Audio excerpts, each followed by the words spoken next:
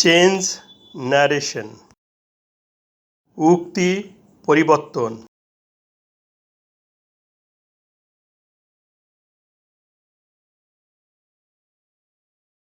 এখন direct স্পিচকে indirect স্পিচে রূপান্তর করব।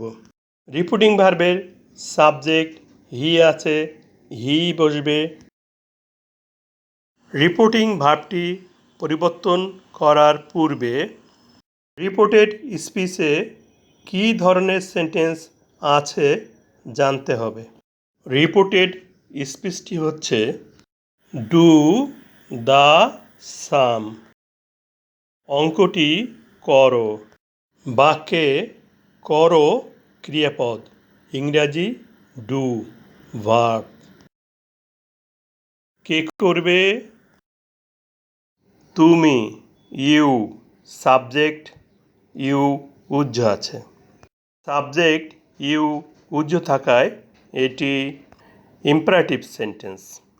ইম্পারেটিভ সেন্টেন্সের পরিবর্তনের নিয়ম সম্বন্ধে জানব। রিপোর্টেড স্পিচটি ইম্পারেটিভ সেন্টেন্স হওয়ায় রিপোর্টিং ভার্বটি পরিবর্তিত হয়ে রিকোয়েস্ট, ওয়ার্ডার, অ্যাডভাইস বা টেল বসতে পারে। রিকোয়েস্ট অর্থ অনুরোধ করা, প্রেজেন্ট ফর্ম বা verb one. Requested past form বা ভার্ব টু। অর্ডার আদেশ করা, প্রেজেন্ট ফর্ম বা verb one. Ordered past form বা verb two.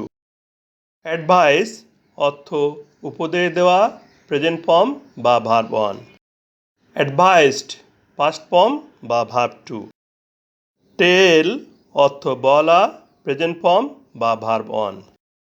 Told past form বা ভার্ব টু। অনুরোধ, আদেশ, উপদেশ না বোঝালে টেল বসবে। ডু দ্য সাম, এ বাক্যে অনুরোধ, আদেশ, উপদেশ কিছুই বোঝায় না। রিপোর্টিং ভার্ব পাস্ট টেন্স হওয়ায় উহার পরিবর্তে টেল এর পাস্ট টেন্স টোল্ড এসে বসবে। টোল্ড ভার্বের পরে প্রিপোজিশন টু বাদ যাবে। অবজেক্ট মি আছে, মি বসবে। ইনভার্টেড কমা বা কমা কোটেশন উঠে গিয়ে ইম্পারেটিভ সেন্টেন্স এ প্রিন্সিপাল ভার্বের পূর্বে ইনফিনিটিভ টু বসবে। ইনফিনিটিভ টু এর পরে ভার্বের প্রেজেন্ট ফর্ম ডু বসবে।